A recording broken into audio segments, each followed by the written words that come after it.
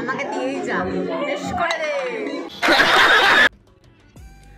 Hi everyone, welcome back to my YouTube channel. আজকে আমি তোমাদের সাথে আমার ক্রিসমাস ব্লগ শেয়ার করব। আমি আমার বাড়িতে একটু ছোট ডেকোরেশন করেছি, হোয়াইট কালারের বুক র‍্যাক আছে, সেটাকে আমি পুরো ক্রিসমাস ভাইবসে সাজিয়েছি।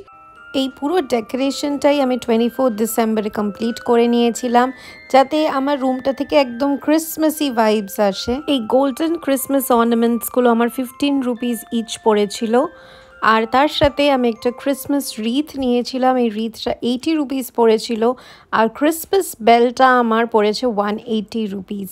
So I spent a lot on Christmas ornaments this year. I am just loving the corner, can you see? So amazing, right?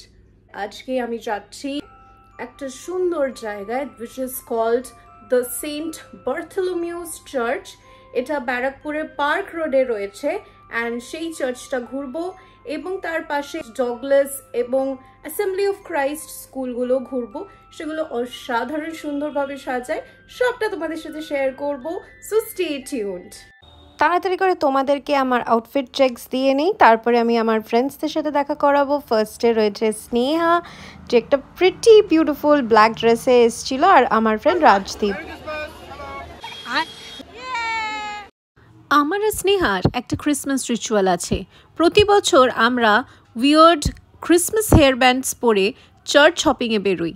এবছর আমরা রেইনডিয়ার সেজে বেরিয়ে পড়েছিলাম ফার্স্ট চার্চের দিকে। এটি হলো সেন্ট বার্থোলোমিউস ক্যাথিড্রাল, ব্যারাকপুরে, একদম সুরেন্দ্রনাথ কলেজের পাশেই। চার্চের ভেতর এবং বাইরেটা লাইটস, স্টার্স, ক্রিসমাস অর্নামেন্টস এবং ক্যান্ডেলস দিয়ে সুন্দরভাবে সাজানো হয়েছে। এই চার্চটি কিন্তু প্রতি বছর 25শে ডিসেম্বরের দিনই জেনারেল পাবলিকের জন্য খোলা থাকে, এবং সেই বুঝেই আমরা 6:30 নাগাদ প্ল্যান করেছিলাম এই চার্চে যাব বলে। আস্তে লেডিস পেটে বাচ্চা, এই বলে অল্প ভিড় ঠেলেই আমরা ভেতরে ঢুকতে পেরে গেছিলাম, এবং ভেতরে ঢুকে দেখি অনেক ফাঁকা সিট ছিল। তাই নেকি আর পুচপুচ আমি আর স্নেহা সুন্দরভাবে বসে পড়েছিলাম। চার্চের বাইরে 5 টাকা করে গোলাপ বিক্রি করছিল, তাই জিসাসকে দেবো বলে দুজন একটা একটা করে গোলাপ কিনে ফেলি।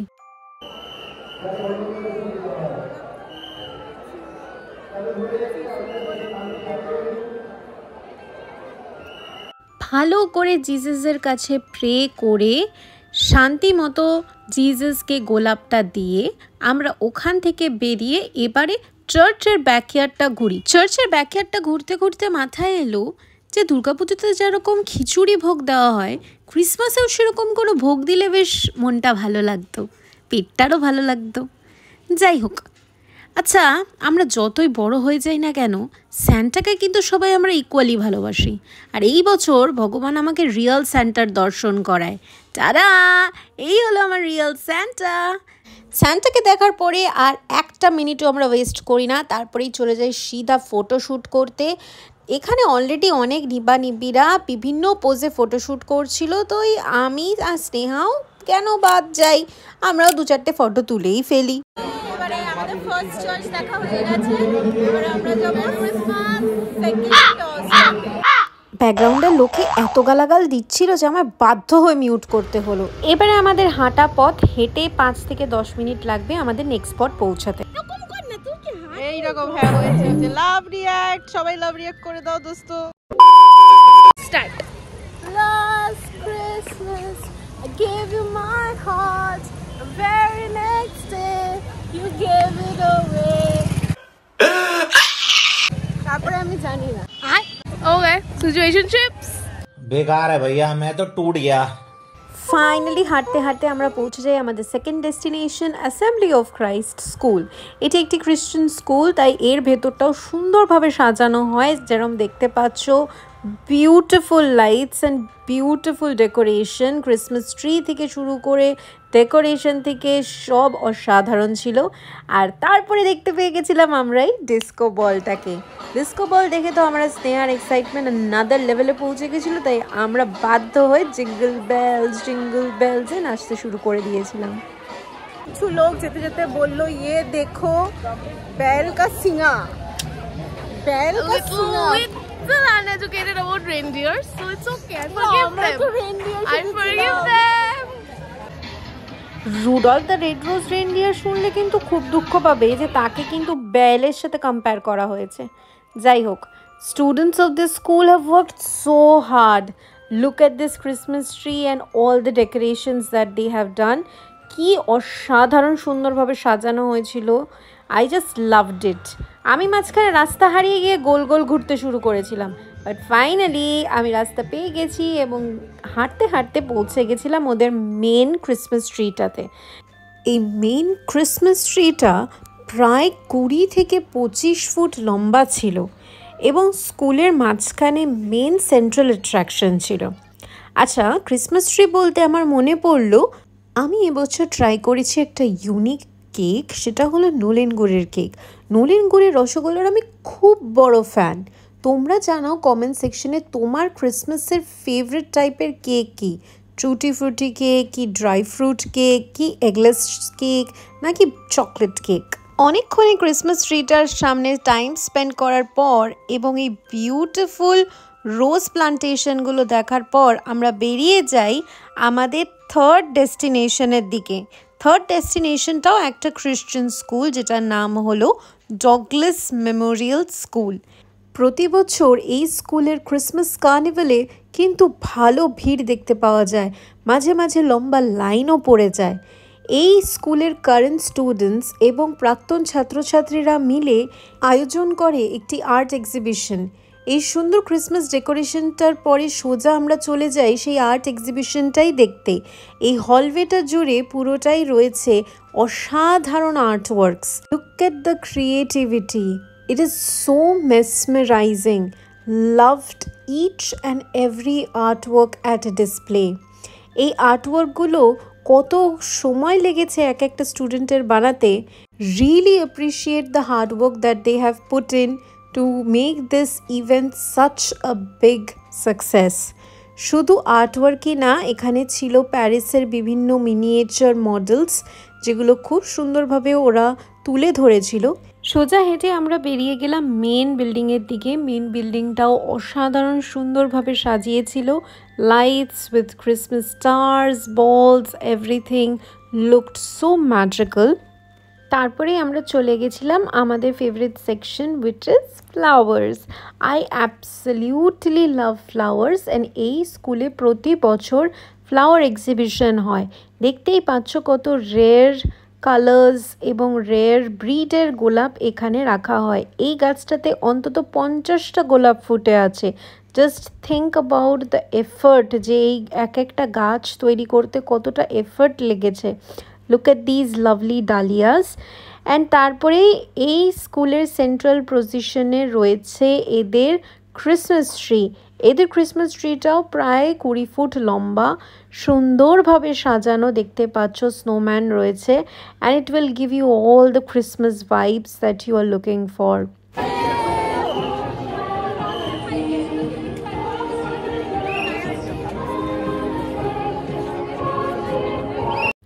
এই গোলাপগুলোকে আমার ক্যামেরা বন্দি করতেই হতো, কারণ এগুলো খুব রেয়ার। এটা কালচে গোলাপ বা অলমোস্ট ব্ল্যাক রোজ। এরপরে হোয়াইট কালারের রোজটা দেখো এবং এই পিঙ্ক কালারের রোজটা দেখো, সো প্রিটি। এইবার ফাইনালি রেয়ার হিবিস্কাসের পালা। এই কালারের হিবিস্কাস আমি কোনো দিনও দেখিনি, and it was just mesmerising.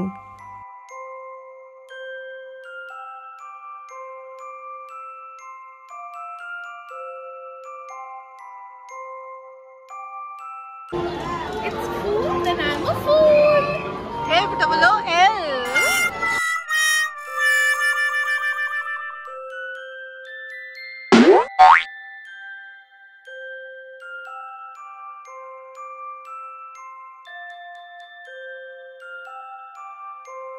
Finally আমরা আমাদের থার্ড ডেস্টিনেশন কমপ্লিট করেছি এবং আমরা চলে যাচ্ছিলাম আমাদের ফোর্থ ডেস্টিনেশনের দিকে, St. Joseph's Church.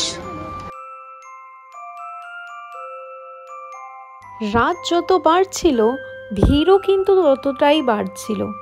এই চার্চটাতে ঢোকার পরেই আমরা ফার্স্টেই জিজাসের দর্শন পেয়ে যাই এবং এই কর্নারটা দেখে আমার অনেকটা ব্যান্ডেল চার্চের কথা মনে পড়ে যায়।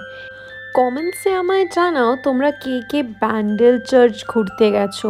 শীতকালে কিন্তু ব্যান্ডেল চার্চটা বেশ ভালো লাগে বন্ধুদের সাথে বা ফ্যামিলির সাথে ঘুরতে যেতে।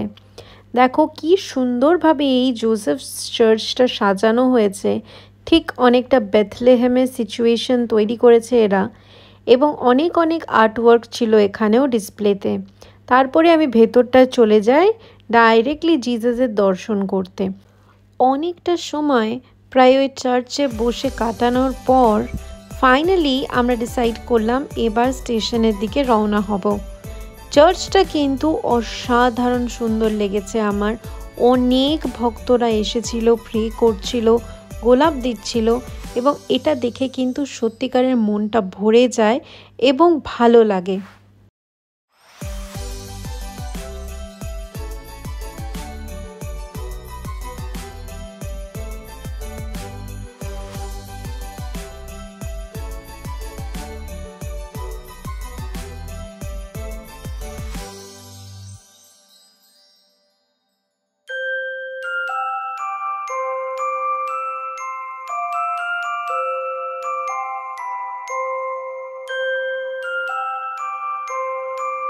ফাইনালি সব কটা চার্চ কমপ্লিট করার পর এবার ছিল কিন্তু পেট পুজোর পালা। চিনটাপাক ডম ডম। 1 hour later. ফাইনালি পৌঁছে গেছিলাম আমরা পেট পুজো করতে একটা সুন্দর ক্যাফেতে, যেটার নাম হলো মেল্টিং পট, এবং অর্ডার করে ফেলেছিলাম হট চকলেট। স্নেহা কনসেন্ট্রেট করছিল হট চকলেটের উপরে, আর তারপরেই এসে গেল গরম গরম চিজ পাস্তা। স্নেহা এবারে ফার্স্ট সিপ নেওয়ার পরে আমি ট্রাই করলাম।